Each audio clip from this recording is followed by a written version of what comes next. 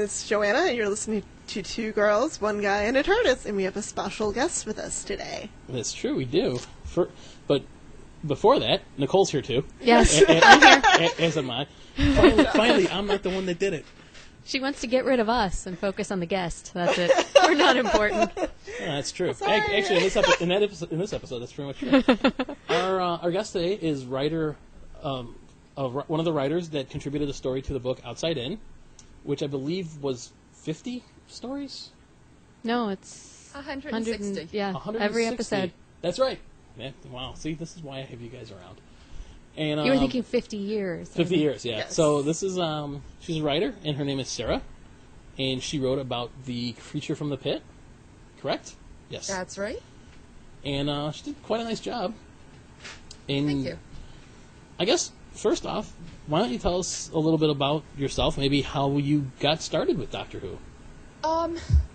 Okay, hi, I'm Sarah. I'm really bad at saying anything about myself. So I'm kind of a writer by accident and a longtime Doctor Who fan. So.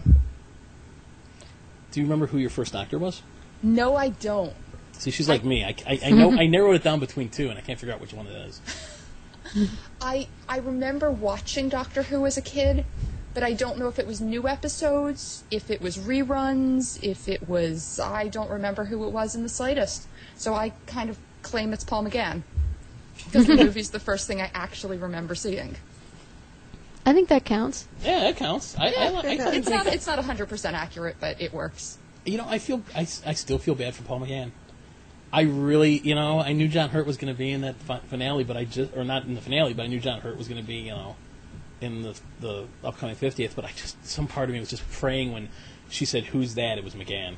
And it just wasn't. I've never seen the guy act in anything else, but for some reason, I've read the books with him, and I listened to the audios, and they're great, and it's just, that poor guy. So you don't remember your first Doctor, but you've been watching it since you were a kid, though, huh? Yes. How did you end up writing this story in this book? It was actually a bit of an accident and a little bit of a, you have to do this, I want you to do this. I was at Chicago TARDIS 2 years ago. As were two of us. But now this time around we'll be able to be like, hey, I know you. Yes, Which exactly. will make it so much more fun. Yes, it is. I'm giving the kid to my mom for that weekend. Sounds like a good plan. And Robert Smith, the editor for the book, asked me if I was a writer, and I said no. And at Gallifrey 1 the following year, he asked me the same thing, and I said no. And about 2 months after that, I got an email going, I had a couple people drop out. Can you help? These are the 4 episodes I need. So I flipped on Creature from the Pit was the first on the list. I turned it on, and within about 10 seconds, I had an idea for my essay. Do you remember what the other 3 were? I don't think I even have the email anymore. Well, that's really... See, why can't anybody walk up to me and be like, hey, we want you? No, it doesn't happen. It was... He dragged me kicking and screaming into it, because up to that point, I would have sworn I was not a writer. I wrote for my blog, and that was the end of it. Yeah, your blog is Geek Girl Ramblings, right?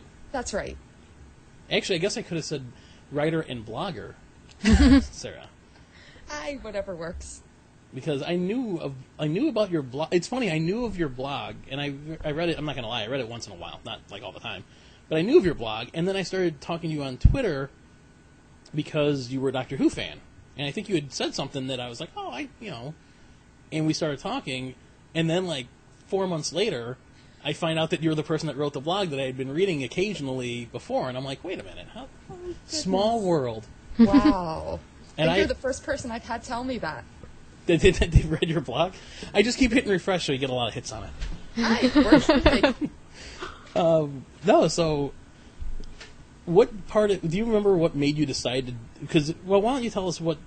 don't give the whole story. Don't give your whole essay away, but because we want people to buy the book and read it. Because it's actually really good. There's a lot of unique takes on it, and some of the stories, it's great because they're done from different character perspectives, or they're done from a fan writing an angry letter to the BBC about how the episode went. What made you focus on the sound editing of the episode and the sound mixing? I was actually a sound designer in college. And even though I have never actually worked in the field, my ears still instinctively pick up the audio of things. So I turned it on, and the first thing you hear is the outside, the natural ambience, and it just hit me instantly. I was going to make a crack about it being the outside of a quarry, because that's where they filmed everything back then. Yes, that too. But it did have that episode did have some very good sound work in it. Like you said, you were able to hear like all the background stuff happening when they were in that jungle. And you can close your eyes and still know where they are. Yep. Mm-hmm. I would agree with that. I mean, I've seen that episode maybe a handful of times, and I would definitely agree with that. In fact, I've only seen it enough times where I actually, like, I read your story, and I'm like, oh, that's the episode. And I remember your essay being about the sound of it and all the ambient sounds and everything, and just like 20 minutes ago, I'm like, Nicole, what was that episode about? Like, I knew your stuff, and I still cannot place that episode. It also, though, might have triggered something that I didn't mention, that's also the episode that has the incredibly phallic monster in it. Yes, it does. It just... That first episode, and then they changed it. I love that.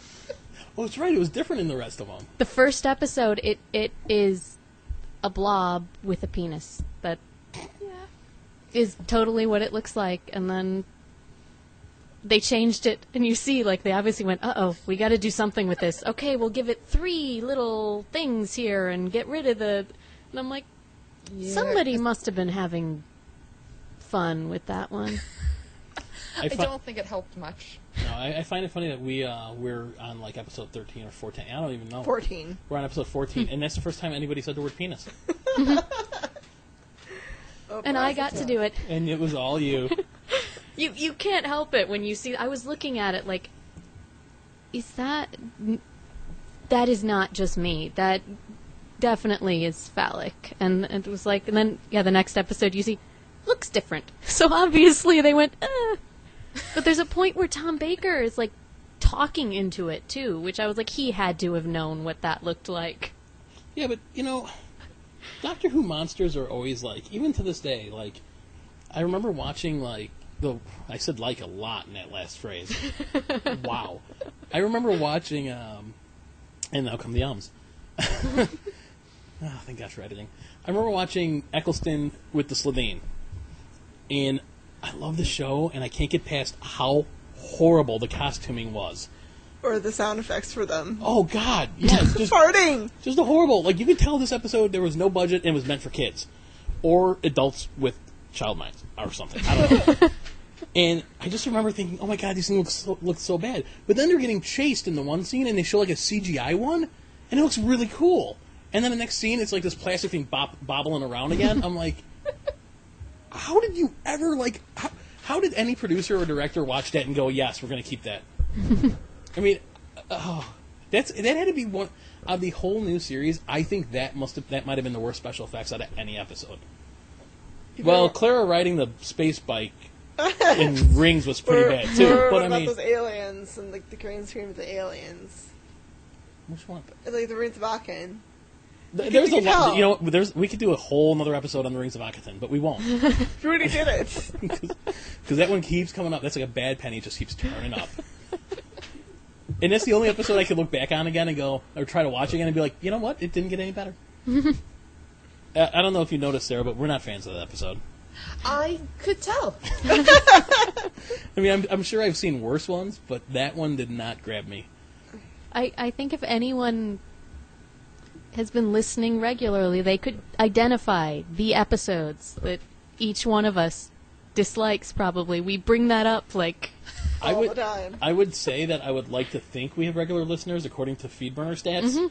So far, I think I've talked to 3 people that have... Oh, there's other Chicago Doctor Who podcasts, apparently. Mm-hmm. So, he emailed me. He did? He what? It's a what's the name of it? Who 37 is the podcast. Uh-huh. And now I'm plugging other podcasts. So now all those clicks you're hearing are sounds of people clicking the mouse on stop on our podcast and going to them. No, we like you guys. But yeah, so he it's one guy, and I think there were other ones. I'm sure there's other ones too. But yeah, we're very critical of Rings of Akaton. Did you like it? I didn't love it. I'm usually probably overly positive about most episodes. Yeah, and this one just Yeah. It's not one that I want to watch again We hear ya. particularly soon, but We hear ya. yeah. I didn't hate it. It wasn't Curse with a Black Spot. No. That one improves with watching, actually. Okay, tell me where the one guy disappears to that never is seen again. Did you ever notice I that? have no idea. Did you ever notice that before, though? Yeah, I did. Yeah, that was like me and my wife were watching that, and even her, right after that scene, we're like, "Wait a minute, what happened to the other guy?" And like, he's not at the end either. When everyone's like rescued again, he's not there still. He's just gone, and it's never mentioned. Like the actor must have alien combustion. the actor must have got sick or something and couldn't finish because he He was just quit an extra. piracy. He quit piracy. He went straight. He just jumped off the boat, swam away, and said, He got I'm rescued done. by the dock and said, "You know what? I'm turning over a new leaf. Mm-hmm. I'm taking you. You guys can have the spaceship. I'm taking the boat." But that was one To of the do ones good. that was one of the ones that was fun. It's fun to watch. I will say that. Although I just realized the end of that's eerily similar to the end of our other favorite, The Power of Three. But that one was just goofy. That one would have been a great Torchwood episode. I still think, and I know we've said this, but the Rings of Akaten could have been better as like a Tom Baker story if you spread that out and developed stuff, and There were parts of it that reminded me of the 70s and 80s, yeah. like I could totally see that being like a Tom Baker story, and if you fleshed out the stories instead of just throwing in like, oh, here's a monster. Oh, no, that's not the real monster. This one. Oh, no, not that one. This one. Look over here. Who makes a monster as an alarm clock? You know what's funny is that episode, like Sarah said, it's not like it's the worst one ever. I mean, it's not. Talons of Wing Ching is not great. I mean, some people argue that, but no. So, we always derail. I know. Every time. So You both host it. Yes. Have you been to Chicago TARDIS since the book has come out, or since the book has been in edits? Yes. Last year, Chicago TARDIS was actually the launch for it. Oh, very cool. So we were there last year. I know. And Okay, cool. So I know I have Carol's copy in my bag upstairs, and I know how you signed it. Mm-hmm. So with the LobbyCon and all that fun stuff. So Yeah, we actually had autograph sessions for it because there were so many of us. How did that feel, being in an autograph session? The most bizarre thing I've ever done in my life. Because I could picture that being really cool, but really odd. Like, it's something not like what you would expect. I hit the point where I was drawing pictures in people's books because I couldn't think of anything creative to write. There's a whole string of them out there with Kilroy.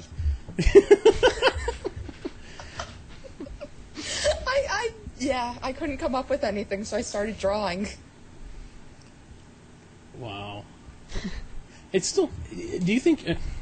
So, do you think you're going to be doing, like, writing any more for them? Or for anything Doctor Who related? Or I'd like to. Because now you know a lot of the writers, kind of, right? I mean, you met some of them, right? Yeah, I do. I know a lot of them both from writing and from just hanging out in lobbies. Yeah, if you go to conventions, go to LobbyCon. It's the best way to meet people. No, I mean, I kind of fall into things unintentionally. So if someone were to ask me, I'd say yes. But I'm also not actively seeking it out. It's very cool, though. I mean, the whole story of how you got picked to do it is really, really neat. Because I am pretty sure that would not happen. To me, anyway. I'm hoping... I want to make T-shirts for this podcast so we can wear them to Chicago TARDIS. Awesome. I'm hoping to have, like, people that we don't know actually be like, hey, I listen to you guys. Because that would be really neat. Well, you met somebody that listened to us, which is totally it was random and bizarre. Random. I went to C2E2 and I did the speed dating and I put my name down and number down for two guys. One of them texted me and he's like, oh, and then by awesome off chance, like, are you a part of a podcast? I'm like, yes, a Doctor Who podcast. So he's like, I know you're a podcast. I'm like, oh, wow. It doesn't happen very often. It's kind of cool. That is really cool. Soon we'll be very famous. Yes. Yes, first Chicago, then the world. Let's Although now having Sarah on, Sarah's you're from the Philadelphia area, right? Yep, just outside. First Chicago, then Philly, then the world. Yes. If I move to New York, you can drag that into it, too. excellent. That's true. Are you going to the Long Island Doctor Who Con too? Yep, I know the people running it, so... That's cool. I've talked to the guy on Twitter. Is it Ken Deep? Yep. And he's a nice guy. I mean, but I think he helps with some other cons too, I think. Yeah, he kind of knows everyone. Mm-hmm. So he does a lot with a lot of the Doctor Who cons, with Galley, with Chicago TARDIS. I think he was back in the old days. He was one of the ones that started really bringing them up and like getting them popular and stuff. He might have been. That was before I was going to them, but... Yeah, that was probably...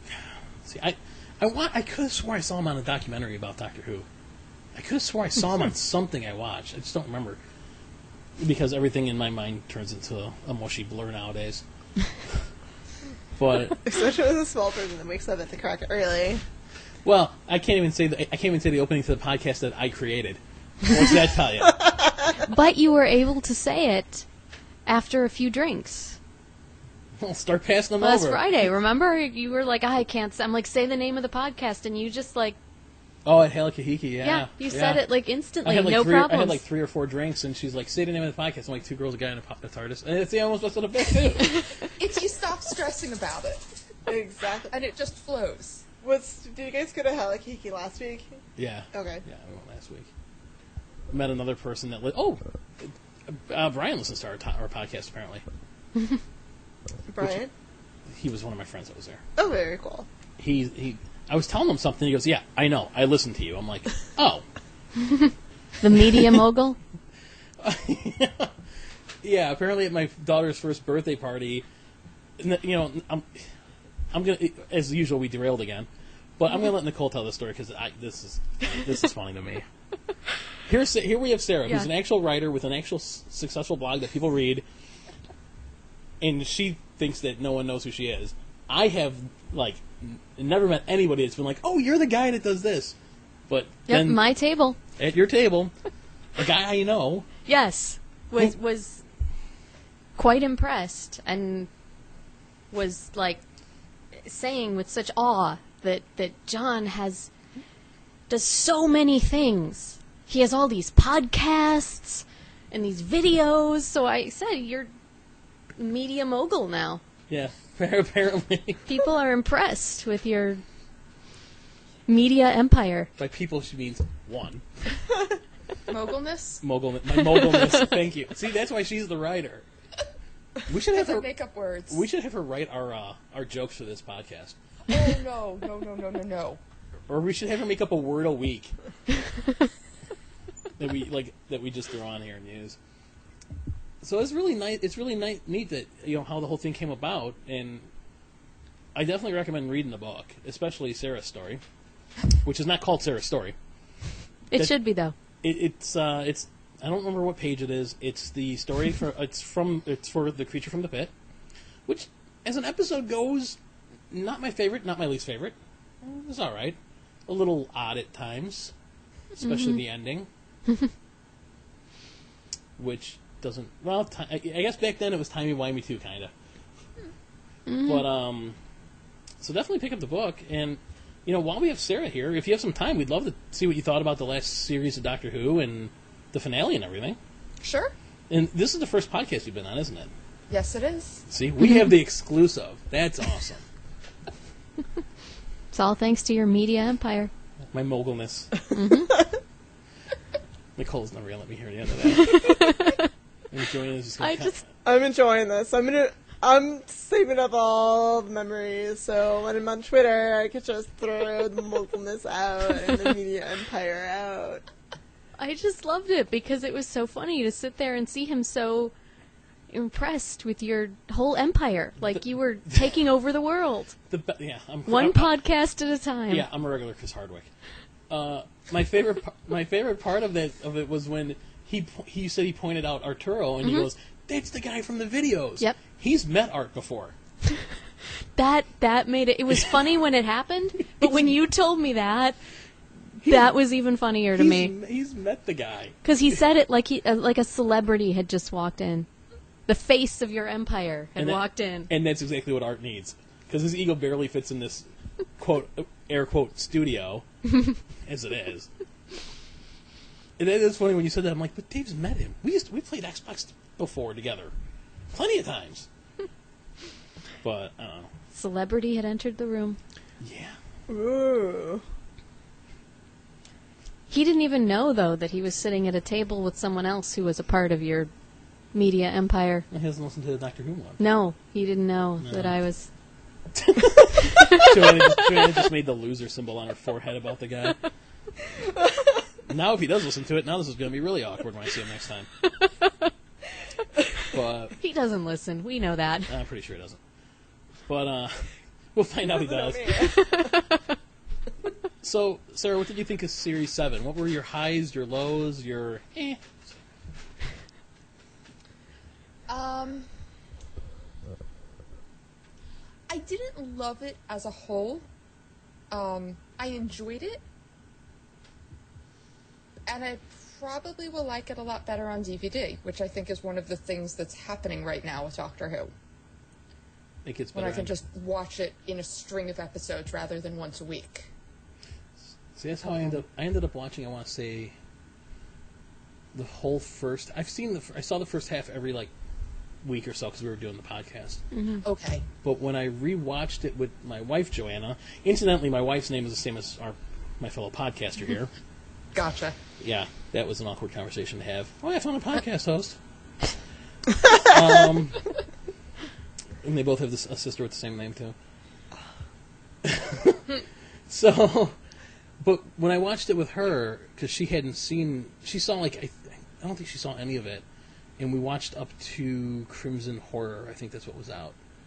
And I watched them all together like that, over a day or two.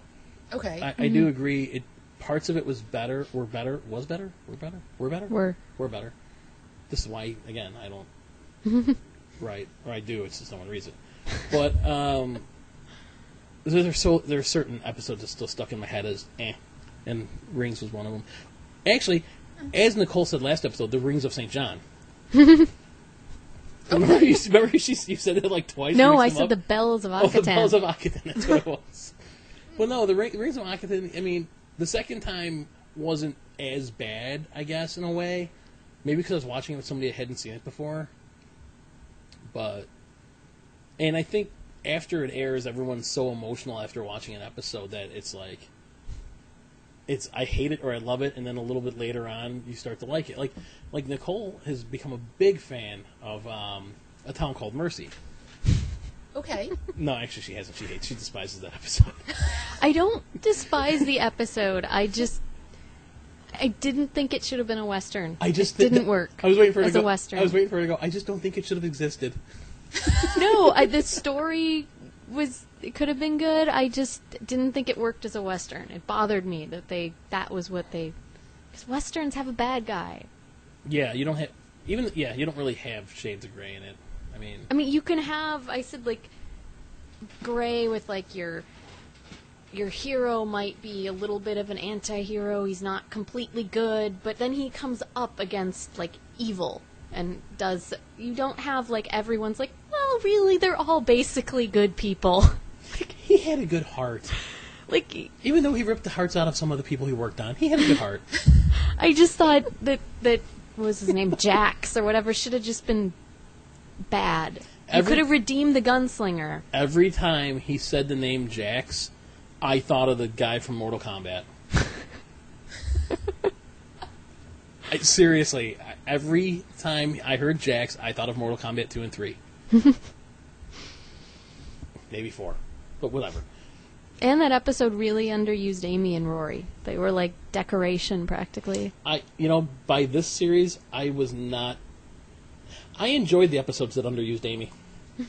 I think Rory should have got more screen time and more lines, but Amy had gotten, for me, like, I don't know, too preachy almost or something. I don't know. I just think Amy got a little preachy this season. But back to our guests. Now that we hijacked that thread. So, you thought it was, overall, you weren't, there was no real, there was nothing to really tie them all together. I think is part of the problem. I know, with one of some of the Rose series, you had something. Whether it's like Bad Wolf with Rose or Philip Saxon with Martha, because you need that tie-in, and people look for those things. I mean, they expect it at this point because they're so used to it. Yeah, but those were a different showrunner. I know. I mean, people, it would have been nice to have seen it. I expect to finish an episode and not go, what just happened, but that, failed a few times this year, too. But now, having seen the finale, going back to rewatch them is going to be completely different, I think. Yeah, I mean... Now that we know what's going on with Clara. The finale, though, actually made me like the Bells of St. John. I had to make sure I had the right title there. Because now they're all jumbled together in my head, those two. It kind of made me like it less. Because the end makes almost no sense then. I kept thinking, What do you mean, the great intelligence uploading these people, and then at the end it's just like, oh well, wipe everybody's memory like he's prepared for it, and what did he get from it? I thought it would figure into like a big plan over the season, but instead it's just kind of like another one of those, okay, yeah, I was just randomly uploading these people for no reason. Yeah. And because then you thought it would boost his intelligence or something. I mean, you thought there was a reason. There's there a was little a reason. line where he says I've learned a lot, but the time has come to. And I'm like, well then, what is he doing? I have a thought. Maybe he was looking for Clara. But why? Remember, in the series, he jumped into the Doctor's time stream. Then Clara went in after him. Oh, so you think that the one we see, the great intelligence we see in Bells, thank you, yes, because I almost said rings. You think that great intelligence was the? Well, yeah, but that great intelligence would have run into Clara earlier in his timeline, also. I think he was looking for Clara because he ran into her in the Victorian one. Yes, in right. The Snowmen. Yes, I think he was looking for her throughout time. But he's still uploading all these random people. Yeah, he knew who he was looking for. Yeah, but so why would you upload all the randoms? I thought he was going to use their intelligence. And he didn't. They spliced in the computer skills to her. So well, they were uploading people why with did computer skills originally. That's what the whole thing was. Yeah, and but then for some reason he wanted her anyway because they're like, oh, she doesn't really have it, and he's like, that's okay. But he didn't make the call. Someone else she did. Yeah. But it was like, oh yeah, we'll do. And then because I did rewatch that one, and I was like, the plan doesn't really make any. I when I saw that one, thought, oh well, this will connect somehow to his big plan, or it'll be explained later. And I'm like, no, he's just kind of randomly uploading people. I wondered if maybe the point was supposed to be he was trying to bring the Doctor out. That could be he too. had to be bringing But the they Doctor didn't out. really ever make that clear because she said as soon as she got the message from the Doctor, Miss Kislet or whatever, she said, the one you told me about is here. So I'm like, so he seemed to be waiting, but they never really and it seems like a bizarre, he just went, okay, I'm just gonna upload people until. I'm kind of surprised you didn't see any mention of him anywhere else throughout the series. It's I don't know. Season. I always get mixed up because I have friends in the UK that always chastise me about saying season instead of series, and I end up saying them both and sounding like but Better to sound both because you acknowledge both. But I don't know. The finale I thought was pretty good, though. Yeah, that was my one, I was like kind of disappointed it didn't tie into that at all. I was like... You know, Sarah, do you think maybe part of the problem is that they decided to switch out the companions midway through, so they had to, like, finish off one story arc before starting the other half of the season, maybe? That doesn't bother me. I actually just look at it as two different series. 7A, 7B, Part 1, Part 2. I had to actually look back at what was technically part of Season 7, Series 7. See, she does it too. I Not do just it me. too. Not just me. No, I do it too. Because I couldn't remember where it had ended and where Clara began. Yeah, it's so strange when we were going through them on our wrap-up of it, and we were talking about what was in Series 7A, and Nicole named them all off. I'm like, just got to be one more. And there wasn't. I'm like, wow, that was short. I mean, this one was short too, but this one seemed to I think the second half was stronger to me than the first half, though. I think they were just trying to, like, finish Rory and Amy off. And I think we all agree on this, the three of us agree on this, that they should just left them in the house. I would have. I don't see how that was a bad ending. I thought it was a great ending. I thought the way this Series 6 ended with them having their house and being set. And being happy. Yeah. But at the start of Season 7, they were unhappy. But you wouldn't know that unless you wouldn't know. Even the little short videos didn't really explain any of why they were unhappy. That was always a little bit forced to me. Yeah. Kind of like the two kids in the Cyberman episode this year. What did you think of that? I mean... The kids or the episode? Okay, like, Crimson Horror, I thought was okay. Actually, watching it again, I like it. Until that last 5 minutes. How do you threaten someone and say, we're going to tell our dad you're a time traveler? And what adult goes, oh no, don't do that. I'd be like, go ahead and knock yourself out, see what he tells you. What parent in their right mind would be like, Clara, are you a time traveler? The kids have pictures. Yeah, that makes no sense. Oh, it was just so badly shoehorned in. I think there must be a clause in the show's contract or something that there needs to be kids in at least a couple episodes a season. It's an awesome way of putting it, and you're probably right. Because why else would you have had them? You could have had the entire Cyberman episode without them. I mean, They didn't do anything. No. They got caught. They stood there. They stood there. That was the best acting they did. Yes. And the Agreed. girl stayed obnoxious. Oh, my God. And the little brother stayed... Quiet. Yes. I really like Neil Gaiman. We went through this before while we were eating dinner. I really like Neil Gaiman. I was really hoping that episode... I mean, there were a lot of parts of that episode I like. But, like, when all of a sudden the thing's moving like at the speed of sound, I'm like... That was awesome. It was awesome, but it never happened again. I know, but it was so awesome. Which made it so odd. I'm like, okay, now somehow they can move super fast. Okay, the Daleks will still win. But I'm just like, okay, cool. And then it never... I think they maybe did it one more time. No, not even. Yeah, I think that might have been the only... Right. And then, like, the upgrading thing. I've been in the electronics industry for 18 years. If something is getting electrocuted, there's no software or firmware upgrade that's going to fix that. That got a little old by the end to me. But... Magic. Suspension of disbelief. Yeah, no, I could do that to an extent. No, magic would have been in Rings when he had Harry Potter's wand instead of a sonic screwdriver. There was an article written on was it Digital Spy? On one of the websites that always talks about Doctor Who, and some people are suggesting it might be time to get rid of the sonic screwdriver again. I'd be okay with that. That it's just being used too much. Yeah. It's become like a campy pop culture, like... It does things it should not be able to do, first off. I mean... It does everything. Reattach barbed wire. Maybe this new Doctor will use it much, much less. See, it used to be used sparingly, and then in the Tom Baker years, I think it started really getting used a lot by the end of the run. And then when Peter Davison had it, John Nathan Turner's like, okay, I want to get rid of this thing because it gets used too much, and I want the Doctor to solve the stories on his own. And I remember watching the episode where it got destroyed when I was a kid going, no! Because when you're a kid, the sonic screwdriver is the greatest thing in the world. Mm-hmm.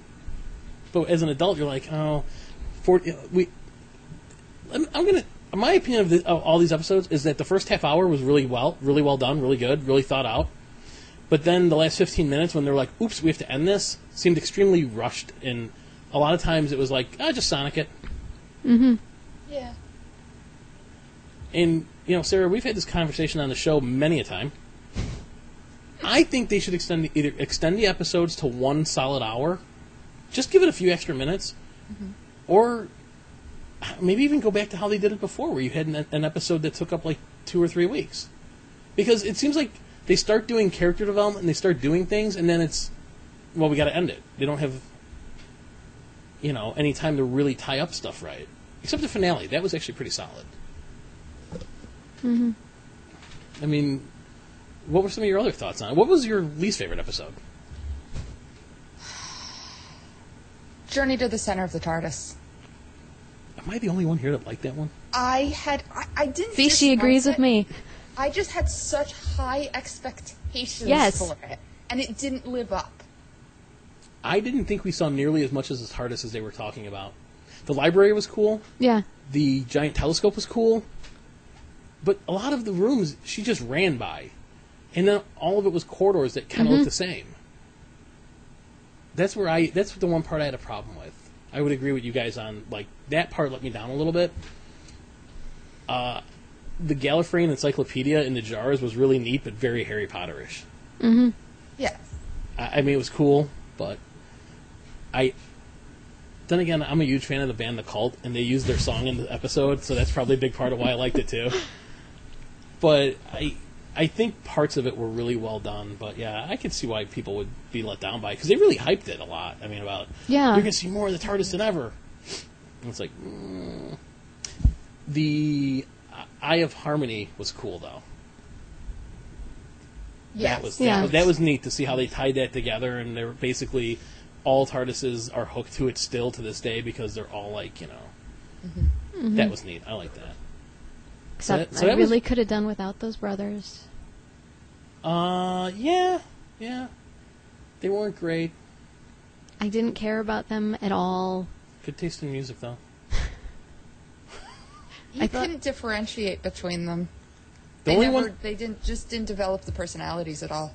The only one that kind of stood out was the one that thought he was an android. Because he was the only one that was different. He wasn't a jerk. I mean, that was about it, though. Yeah, I thought that episode could have been so much better if it was like a story that somehow was like the Doctor and Clara just trapped in the TARDIS. Yeah, that's what I thought. Dealing with like issues. You didn't need the brothers to like take away from the rest of the story. Or they should have just, if they were going to do that, well, they did do that. Go straight like 70s and 80s and just have it be like, just really like have the like people running it be like Sanford and Son or something. Something kind of almost outrageous and kind of funny too, though. Not like don't try to make this like serious thing about the brothers and you know what I mean. Like that's one thing I'll say about like the episodes in the 80s. There were times when there was always some sort of comic relief here and there, or there was always something that you're like, okay, that's corny but great. Yeah, that they were just dark, and I know narratively they're there because the whole point is about secrets, and they have this big secret that's bad. But it's just, I didn't care about them at all. Yeah, when the one wanted them got to killed, leave. I was like, eh. I would have loved it if they just left. They could disappear, like that pirate, and I would be like, great. They're gone. Just disappear. Weren't there three of you? TARDIS by. What I think is hilarious, though, is the amount of times, I don't bring the TARDIS in the battle because it's the most powerful ship in the galaxy, or this, or that, and, a magnetic grappling hook took me out. You know what? It's like the AT-AT Walker in Star Wars getting taken down by Luke Skywalker wrapping a rope around it. I mean, really? Yeah, it is. Oh, our shields were down, so it was able to take us in, and the guy's trying to pound through the door with a sledgehammer and didn't dent it. That I always kind of take issue with. First off, if you have the most powerful spaceship in the universe and you're trying to save said universe, I think it's okay to use it. Just saying. Plus, when Eccleston had it, he took it into battle against the Daleks. I mean, they showed it flying past the spaceships, or missiles or whatever. Well, like, I think in the Bells of St. John, he always said he never took the TARDIS into battle. They also say the Doctor never has used a gun, but I can... But I think it depends on... show you something that did. I Yeah. think this specific Doctor has never taken the TARDIS into battle. I think she thinks how Moffat does. I think that's what... I think if you asked Moffat, he'd be like, well, when we say the Doctor, we're talking about the current Doctor. Because they always say the Doctor doesn't use guns, and Eccleston had the gun aimed at the Dalek. Colin Baker's Doctor and Perry had people at gunpoint. I mean, I think Pertwee even shot at things. I almost guarantee Pertwee shot at things. No one likes it. No one except me and Nicole like the John Pertwee era. I love the swashbuckling Doctor. I'm just saying. And that was like the John Pertwee as the third Doctor, right? Yeah. I can see that. He was good at that. What's the judo? Venusian judo? Venusian Aikido? Aikido or something. Aikido. He sword fights the master. I mean, come on. That's awesome. It kind of was. That's awesome because, like, each Doctor is so special. But you figure at the time James Bond was popular, and I think you said Pertwee wanted to be more like Bond. So he's like, Well, he had Bond's... gadgets, vehicles. Yeah, he had Bessie, he had the Whomobile. His cool 70s clothes. I love the car. Was it Bessie? The yellow car? Bessie. No, it was. I think it was. The silver, like, there was the silver one that everyone calls the Whomobile, Whomobile. yeah. And then there was Bessie, which is the old yellow. That John Pertwee actually owned. Did he really? He paid for that, the Whomobile. No. He paid to have it made. Didn't I it think. kind of look like a Nike sneaker? I mean, was it the one that they had in the Three Doctors? That's car. Bessie. That's Bessie. That's Okay. Bessie. Bessie's a classic, like, old school car. I could tell. It was kinda cool. Bessie's in the Five Doctors too. I wonder where that car is. Bessie is in The Name of the Doctor. Yeah, The kind clip of. Pertwee, Well, he's driving Bessie. Yeah, well, the clips from the Five Doctors, though. Yes. There were But people technically... there were people that took exception. They're like, why didn't they take a clip from a third? Who cares? It was still there. It was great. Well, Sarah, what was your favorite episode? Because we keep getting derailed. Which is fun, though. Derailments are fun. Well, when you're talking about a podcast. Not with trains, that's bad. I'm glad you clarified that. Yeah. I wanted to make sure I'm not on the wrong side of that statement. What was your favorite episode, then? I actually really love The Name of the Doctor. Yeah, I'd agree. It wasn't perfect, but it has so many perfect moments. And it was really hard to find a bad flaw with it. Like, I mean, every episode we talked about on our podcast, you could find something wrong. Asylum of the Daleks, even, and that's. I think Name of the Doctor might be my favorite. Asylum was my favorite up until that episode aired, though. But like, how did no one notice the Statue of Liberty walking around? That was campy. It was great to see. That's one of those episodes that I watched. I'm like, that was great. And at the end, I'm like, what just happened? All I can think is if it happened in New York now, I actually don't think anyone would notice. Yeah, that's true. Yeah, nowadays, no one has an attention span. They'd be like, is that Statue of Liberty? Can't be. And then they tried, like, I think Nicole told us that Moffat tried explaining it away, like, well, they have a perception filter, Yeah. but you could hear and feel it. Yep. It's not like The Angels had such control over New York that they could use, like, kind of like perception filters and everything so that people didn't notice it. I would love to meet Moffat and have him explain it to me. The problem is, I think at some point I'd be like, I call shenanigans on that. I don't agree. I don't care what you say. You wrote it. I don't agree. And like but that one was an episode I really enjoyed. But we can never go back to that time. It'll cause too many paradoxes. Well, you just destroyed all the paradoxes by causing this one. How is it a problem? How about you go to Jersey and like walk there? I mean, go to a different time period. Because now if the Daleks find out that the Doctor can't go to that time period in that city, I know where they're going. Yeah. So your favorite was Name of the Doctor. I could agree with that. That was really a good one. I think we all agree on this one. Yeah. I think my least favorite I would have put as either Power of Three or Rings or The Western. It would be a toss-up for me with Journey and Rings, because both of those. I think Journey, that was a big part for me. I was like really looking forward to it, and then it wasn't what I was anticipating. Journey, I think, though, compared to Rings, had more redeeming like little parts. Because how has the Doctor been to this planet that Rings of Akatan takes place on, or not planet, but asteroid, or whatever? He's been there. He knows all about the ceremony, yet doesn't know about the sacrifice part. I don't think anything really has happened. See, that's why I like having the writer on. She can explain why they did it. That's my answer to pretty much everything that doesn't make sense in Doctor Who lately. Well, I had to stop saying timey-wimey because my co-hosts were getting tired of me doing it. Because every time we talked about something that didn't make sense, I was like, timey-wimey, and they're like, shut up. I'm just saying, that's what he's going to say if you ask him. Oh, that's ridiculous. I mean, like, there's always something. As enjoyable as it is, I mean, but every episode had something that you could be like, okay, really? Like Cold War was pretty good. How did they get a picture of Clara from the Cold War Makes episode? no sense. How did the kids get that? Well, obviously, And didn't it look somebody totally said, photoshopped? hey, let's stop for a snapshot while we're being chased by an angry ice warrior. And everyone went, okay. Wasn't it a black and white photo? Or was it color? It was color. It was color, right? Okay, good. I'm like, it was like in the 80s. It better have been color. But then again, in the Soviet Union, everything's in shades of gray, so I mean... I have a question. I mean, like, if it were... I think it could have been after the alien. Yeah, but still, didn't everybody die except the Doctor, the Captain, and her? First off, I don't know a lot about nuclear submarines, but I know people that have served on them. There's usually more than like 8 people. I think the ones that we saw. Gotta keep the cast down. See? There you go. That's a perfectly reasonable explanation as to why it's there. So, what do you... Sarah... Sarah, what do you... I hope you're at least having fun. I'm sure many other podcasts are far more organized than we are.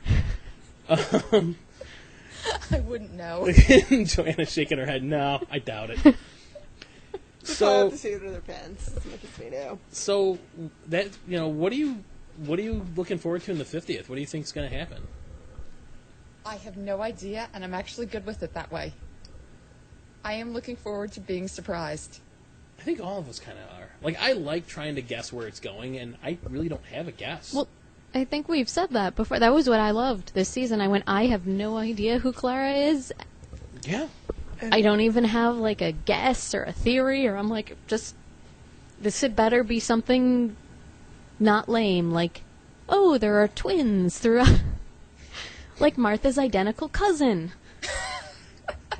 I think the theory that I came up with was her mom's being a time lady. Obviously she wasn't, but... It would have worked, though, too, in a way. Yeah. Her mom was like Romana. She could have been the daughter of the teacher from the original series, or the original season, and the first season, and her husband. Because remember, they say there's a throwaway line in a couple episodes where they say that they live somewhere in England and haven't aged. They said that, I think, in Sarah Jane. Which is funny, because their adventures on the TARDIS, they didn't age, yet somehow Amy and Rory aged 10 years over the 2 years they were on the show. That irritated me. I don't like my Doctor Who trying to be realistic on one thing and then completely throwing realism out the window on something else. But that's what Doctor Who is. Completely random. 1 minute this is true, the next minute, no, not true anymore. Changed her mind. Oops. It's like they have to. Wouldn't you think they have somebody that checks continuity, at least with the series they're working on? I don't think they really care. Yeah, that's probably as long as 8 million people in the UK watch it, or how many did they get? 5 million, 6 million. As long as 7 or 8 million or however many watch it a week in the UK, I'm sure they're not worried about it. And I enjoyed most of the episodes. I mean, but I don't know. I think. I don't even have a thought. My only thought that I have on who John Hurt could be is maybe a doctor between McGann and Eccleston. I think that's what it is.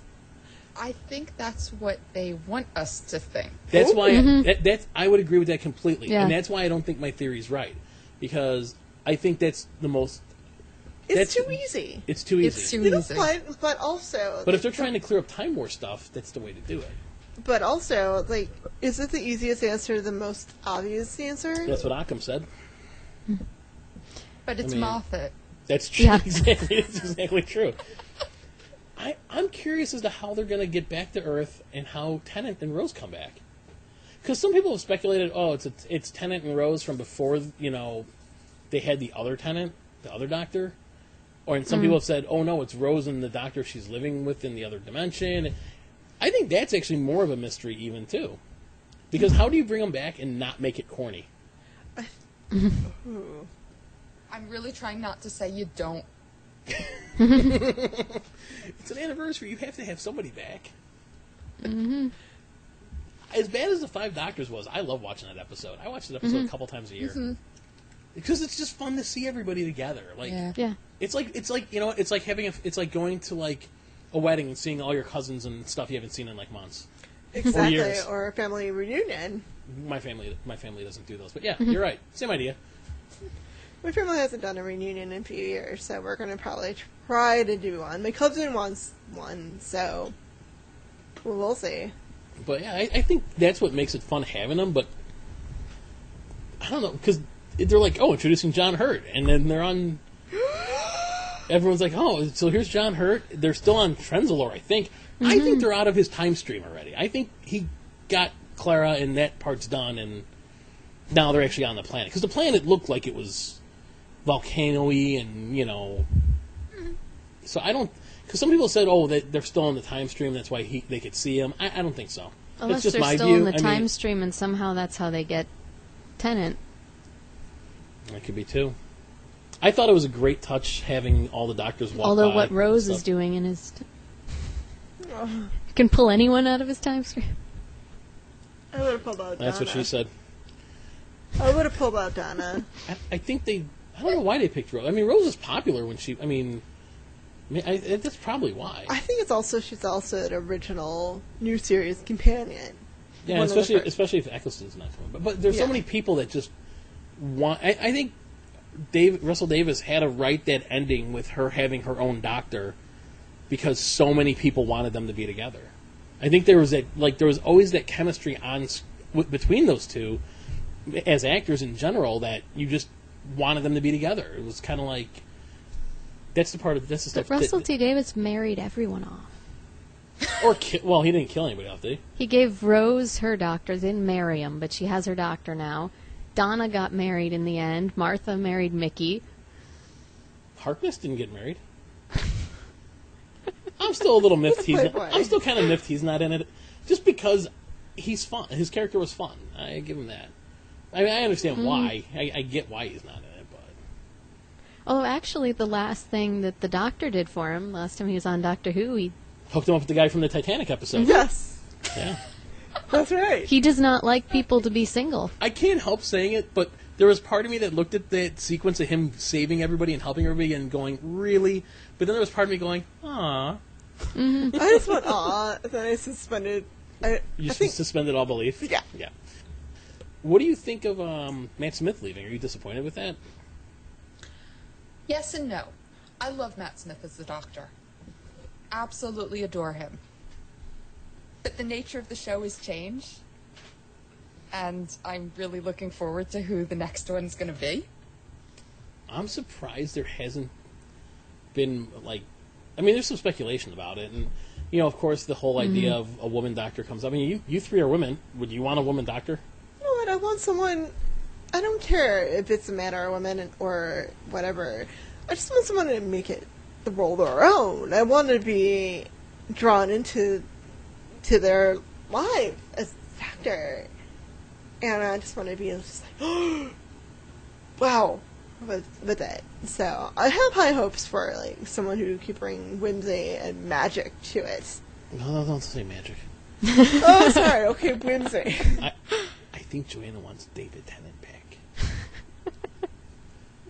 How about you, Sarah? I'd be more comfortable with the Doctor staying male, but if they chose a female for the role, I'm perfectly okay with it if they're the right person. Now, Well, seeing how Billie Piper is the odds-on favorite for a woman doctor, I don't know if that's really the right person. I like Billie. I mean, and I'll admit this to the Whovians that listen to us. I even have listened to her music. I mean, but what about you, Nicole? I think that's pretty much the way I feel. I wouldn't. I'm not like against a female doctor, Right. but it would have to be the right person. I don't want them casting a woman just to be like, oh look, it's a female doctor now, like a gimmick. Yeah, like they always the odds-on favorite from the bookmakers is Billie Piper, and then everyone else is like, oh, how about Helen Mirren? Helen Mirren's like, she's a great actress, a great person. She's like 90. Okay, not 90, but I mean, she's not. You know, the Doctor's been getting younger and younger, and I don't mind going older a little bit, but I think there's a large demographic of fans that would just not be able to connect to a Doctor that was so much older than them at this point because of the way the show's been. For me, I look at it this way. I think making the next Doctor a woman would be a disservice to women, and I'll explain that. No, because think about it this way. So, okay, you have a woman Doctor, right? When she regenerates, now what do? If you put another male in, people are going to be up in arms about, oh, you're just, you know. I think, to me, in just either having a spin-off show with an actual female Time Lord, which I would watch, or an actual female Time Lord character, again, like Romana or whoever, is almost, in a way, better because you're not going to be comparing her to what the male did. And if she is switched out with a guy after the run, you're not going to have people, like, speculate as to why. You know what I mean? I'd still watch if it was. I mean, don't get me wrong. Like you guys said, if it's the right actress and, you know, she pulls it off, fine. I just think in a sense that it's almost... I think in a sense it would be almost unfair because what if they go with a guy again afterwards? Then it's going to be like, everyone's going to be like, oh, they tried that experiment and it failed. Well, no, it might not have failed, but, you know, if you're going to be switching them off back and forth, you know... I mean, you could do that. You can have, like, 3 years of a male, 3 years of female, 3... I mean, but... I don't know. It would be interesting, though, for sure. Mm-hmm. Like I said, I'd watch. I mean, I'm not against it, but... I've heard speculation that I bet you part of this was the Matt Smith leaving was planned, but also it was not planned. Well, it wasn't supposed to be announced for, like, months. Yeah. And somebody leaked it to... Yeah. What's his name? He's always on Gallifrey-based forums, and I'm afraid to go on those forums again. I used to be on it when it was Outpost Gallifrey, and I have some good friends on Facebook from there. Was anybody else on Outpost Gallifrey? No? Nope. No. The good old days. But I have a feeling that they've already casted the Doctor. He's don't already know. been cast. I don't know. I have a feeling. I think you're right that... I mean... I think if they had known Matt Smith was going to leave early on and it was planned, then yes, I believe they probably have someone in mind or have him casted already, or her. Or the person who's been cast, because there has to be something.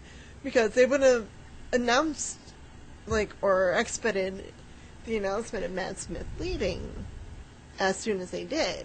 Well, Because I think they're in the process of casting him, but I have a feeling that someone's already been picked. well, I think rumor has it that they were not planning on announcing it for like another month or two. That makes sense. And then once it leaked, they were like, okay, we're just going to do it because, we have Damage to. control. yeah, damage control at that point. Yeah. And there's a lot of candidates out there that would be great in different ways. I had said the guy that plays in the show, what the hell's the show now? Luther would be great. He's And I would not want him. Even I though would like him. like Because, him, I would like him but- because I want to get back to the swashbuckling, and I think he could But do he it. is so big and intimidating. Damn right. The Doctor's always underestimated, and You don't like want- you you don't look wanna- at him and you go like, You don't want a doctor that can like chest bump a Dalek? I think But no, that- okay, Richard Coyle. Does anybody know who Richard Coyle is? No. Did anybody ever watch the original Coupling that was on BBC? Okay, that's out. But if you look him up, he has a look that could fit Doctor Who. How he would play it, I don't know. That's the problem is, you can name a ton of great actors that There- might look like they fit, but you don't know if they can play that role the way, in a way that works. I think I posted this on our Facebook page that the Leaky Cauldron, the Leaky News, had a couple of ideas, and one of the ideas is oh, he could work. And I don't have the website in front of me, but I think he's already been cast. We already the BBC already in Moffat already know who it is. Well, Harry Potter's actor Daniel Radcliffe has been mentioned kind of a lot by people. I don't know if he could. I think he could do it, but everyone is typecasted him as Harry Potter. Yeah, I almost would rather have the guy that played Ron Weasley, Rupert Grint. Yeah, he would Lots be good. of people have mentioned him. I think he would be all right. And he's ginger, isn't he? Yes. Yes. We have a ginger doctor. But I still think it's going to be somebody that we've never heard of. Yeah. Well, maybe as Americans, yeah. But I'm sure in Britain, it's probably even as somebody Brits, I think. Or you it's mean gonna like be a complete someone unknown? that we just that everyone just goes, who? If they were going to make it doctor, no. If they were going to make go back to a kind of a brooding kind of doctor, I would vote for Benedict Cumberbatch after watching him play Sherlock. No, like the Eccleston kind of doctor where he's but to play a cheery upbeat. I've never seen him do that. I don't know if he could. I think Benedict is too busy doing other projects. I think he's too big. And that's another thing. People say, "Oh, what about so and so and so?" It's like that person's going to want millions of that person's an A-list actor. They're not going to take a massive pay cut to play Doctor Who for 3 years. Everyone's like, "Oh, what about Simon Pegg?" I'm like, Simon Pegg has other stuff going on. I don't know if Simon Pegg's going to be like, "Well, I played Scotty on Star Trek, and they're probably going to make a third one." Yeah, what the hell? I'll dump out of those films and pilot the TARDIS a little bit. If it didn't matter cost-wise or anything, or age-wise, I would actually not mind Patrick Stewart. I was thinking about that. It's not when you said cost mine, age not mine. I'm like, I thought of him because he would be fantastic. He looks good for 70 something. Mm-hmm. Yes, to be honest, he really does. That Earl Grey team must really work miracles on somebody because he. Yeah, I agree with you, Joanna. I think Patrick Stewart. I think you came up with that, so I do agree with you. But I hope it's someone magical, whimsical. But then it's somebody that's playing it how Matt Smith played it. No, because she agrees. Whimsical could also mean something different. I mean, So okay, you'd want a whimsical doctor. Someone that can make the world their own. Sarah, what would you look for in a new doctor if you were casting it? Just someone who I believe is the Doctor. That sounds kind of stupid, but I know exactly what you mean, though. Mm-hmm. It's like when I looked at Matt Smith originally, I could not see it. And then 11th Hour, and I couldn't not see him as it. See, that's how I was with David Tennant. When I saw Tennant wearing the clothes that Eccleston had worn, I was like, oh, God, this guy does not work. But then once I saw him in his first, full, starting with New Earth, because the Christmas one was, fun, but, when I saw him he was unconscious for a large part of it. Yeah. It was the original Dr. Light episode. Which I can't stand those. But when I saw New Earth and that whole first full series with him, including Tooth and Claw? Yeah. Mm-hmm. Mm-hmm. Which I thought I still think has one of the best looking TV werewolves ever. Especially when they show the split screen of Tennant's face and the werewolf. Oh, it was so cool. But watching that, I'm like, okay, I like this guy. This guy works. And then those specials almost made me never turn the TV show on again. But how about you, Nicole? I mean, would you is it the same thing with you where you'd that would be the guy?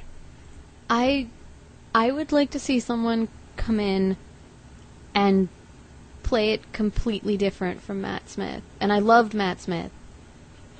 But I want to see someone come in and completely shake things up a little and be a new personality. I don't want to see Matt Smith Part 2. Yeah. Well, for sure, I agree. I mean, it has to be different. Yeah. I just want to see someone come in and kind of make it their own and See, there's one reason I don't think they casted him yet. Because when you're going to cast somebody and you audition people, they read lines from the show, right? you wouldn't have him read lines from the ones Matt Smith did, because then you'd be comparing that person to Matt Smith. So you'd have to have scripting done. I don't know how much of the next season he's written yet. I think they could have, like, something written, but not... They must have maybe some scenes here and there, but I know Stephen Moffat had said when he started writing it. Because there was question as to if it... I mean, there was no question in my mind it was getting renewed. I mean, why would BBC not renew it? Mm-hmm. You know, I mean, come on. But at the point in time, he was getting a lot of questions about it. Right around Galley, I think he was getting a lot of questions. And he came out and he said, I am writing it right now. But, you know, Stephen Moffat's like the Doctor, he lies, so who knows?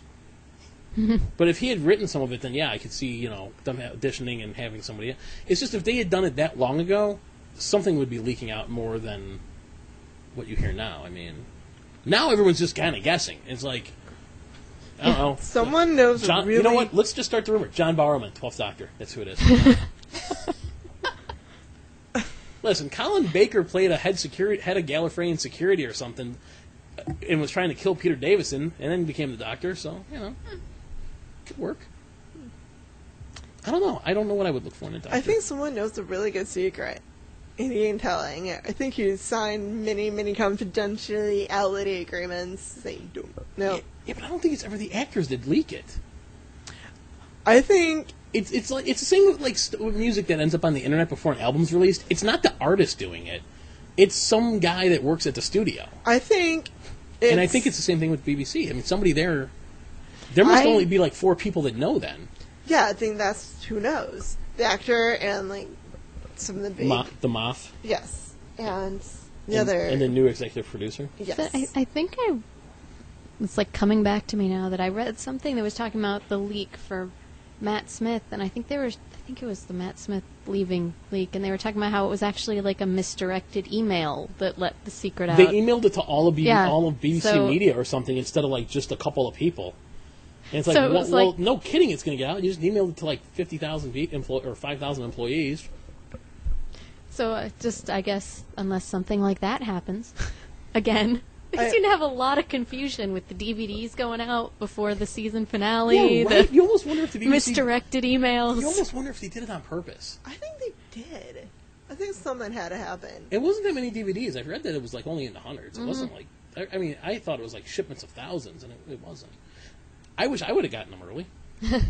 I'm glad I didn't hear it, because I stayed away from like all things internet like that day or I can't do that. week. Is there something in my being, and I work with a guy that's like this. We want to know. The thing is, like, I won't tell people, but I want to know. But the thing is, I was at Anime Central, so I was working at Anime Central that's true. Thursday, Friday, Saturday, and Sunday. So I had no chance to even really look on Twitter or on Facebook or on Tumblr. Am I the only one that searched for stuff? No. No, I mean out of us 4. No, I mean, yeah, you probably are. I didn't search. Did you, Sarah? It's like, Yes. Ah, yes. I Because don't you know what? When your favorite show goes off the air for like 15 years and then comes back and you find out that there's a leaked something, you want to know what it is. Because you're always scared it's never going to be on TV. One of the saddest things I remember was I used to stay up till 11 o'clock at night and watch WTTW Channel 11 here in Chicago, which is the PBS station that aired it. And I remember watching... It was a Sylvester McCoy episode, and it was when they first announced they were going to cancel it, but then they decided to do another series. And I remember them saying, "This is the last Doctor Who episode. We appreciate everybody watching." And I was like, "It can't be the last one." I'm like, "There's no way." I tuned in the next week, and there was nothing. And I was like, "I don't know what to do." It was sad. And I'm like, "Oh, it's got to be somewhere." But there was nothing. And then that series came out, and eventually it aired here, but. And then after that, it was like, oh. So, yeah, when I find out there's something leaked, I want to know. And I'm glad Sarah's here to say, yes, I'm like that, too. Yes. Yeah, I'm totally like that. I kind of want to be surprised. I still get pleasantly surprised because even if I know the outcome of something, I still look forward to seeing how they're going to do it, how they're going to portray it, how it's going to, how it's going to look. And everything. Like, I knew what Journey to the Center of the TARDIS was about. I mean, a salvage crew captures the TARDIS. And, we all knew that, but it was still disappointing. Well, to you guys. I mean, I mostly liked it. You three have like swayed me to almost be like, well, damn peer pressure.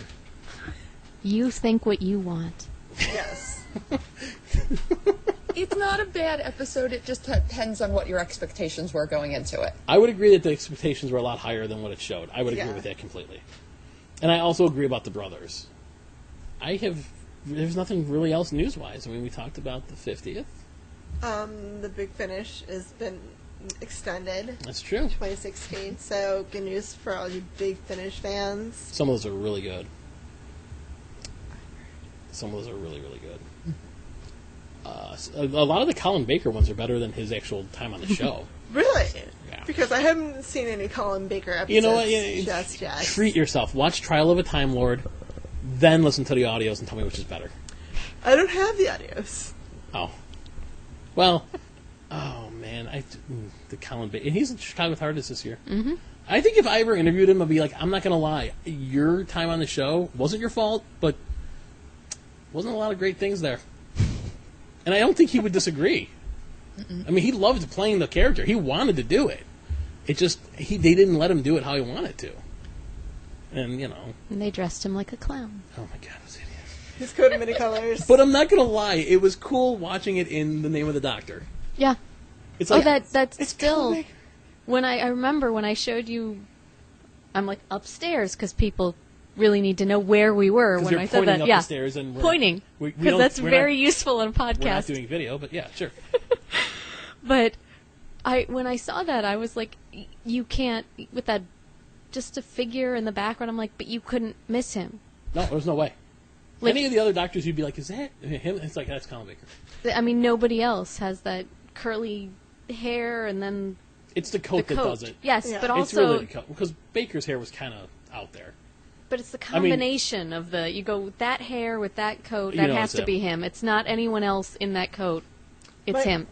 My thought is, like, I was with my friends. We were talking at Steak and Shake, and my friend showed me this image of Colin Baker and the TARDIS, and we're like, "What is this about? Oh my gosh, we're so excited for this next episode where there's all these mysteries." Yeah. And we there just were a lot got of more mysteries. mysteries. I will say there were With a lot. it. There were a lot of mysteries, and there was a lot of things answered. Who gave Clara his phone number? That's never been answered. Some people say it was Clara giving herself the phone number, but how Wouldn't would she not recognize? Yeah, I would think she herself? would look at herself and go, Unless maybe she. Some people say it's Rose. That's something that hasn't been answered. I'm tired of Rose. But what about Martha? It could be Sally, Martha, Donna? No. No, because the only people that ever would. Well, okay. First off, Martha couldn't have been because she's working for Unit. She could have been undercover. Really, at a shop. well, but he even says in which one is the Empty Child? He says that phone isn't even supposed to work. Maybe he fixed it. So It's- who he- has he- the number to a phone that He doesn't? took the parts from the Chameleon Circuit, and he fixed the phone. But I think we're probably going to have to wrap up because I think we're pretty much all set. Because I'm sure that will never be answered. That's another thing from Yeah. Bells that I thought would be Yeah, would be answered, answered. and nope. I will. One last thing. I bought a shirt. It's not here yet. That Ken put on his Facebook page. Which one? It shows. It looks like a UFC shirt, and it's like a title card, and it shows I saw Tennant that and weird. Smith, I think and it's it's like Battle of the Doctors or something. This one's for the universe, but then the undercards are great because one says Daleks vs Cybermen, and then it Yes. goes the Bakers collide, and it's got Colin and Tom Baker. I saw that shirt. I accidentally wear it I'm like, I gotta buy that. on Friday. Like, on Saturday, we were at it. It's such a cool a shirt. college minor league baseball game, and he wore it. I'm like, I was looking Oh, at Ken it. had it. Huh? Who wore it? Ken. Ken already got it. Yeah. Oh, I didn't know that. I ordered mine after he showed it. And so I think he already. He'd already ordered it. Yeah, and he was. I Son swear of I a- saw him wear it. Always one step ahead of me. He knows all the good nerdy geeky things. So, but I guess that's episode 14 of Two Girls. Two girls, a guy, and a TARDIS. And we'd love to thank our special guest, Sarah. Thank you, for Sarah. joining us Yes, and thank making you, us Sarah. her first podcast appearance. Thank you guys for having me. And we look forward to talking to you more on Twitter. And Absolutely. if you could guest whenever you want, why not? Awesome. And we'll see you at Chicago TARDIS. Yes, You're going, definitely. right? So that's in November. Somebody needs to make sure she's going to find a way to go. I'm looking at Joanna across the table, and she's covering her face. Like playing peekaboo with my daughter. She's like, But, so thanks for listening. And that was episode 14. And I don't know how long before we're back with another one. Maybe next 2 weeks? 2 weeks? Because there's nothing really happening. Probably. Like 2 weeks. If some, you know what? Maybe if something drastic happens, like they announce who it is, we'll do an episode. Yes. But as of now, let's just go with 2 weeks, and maybe we'll assign Joanna an old episode to watch. Ooh. What about the Fifth Doctor? The Five Doctors? Well, there you go. Watch 5 Doctors. I'm kind of curious about it now, so. It's a great episode.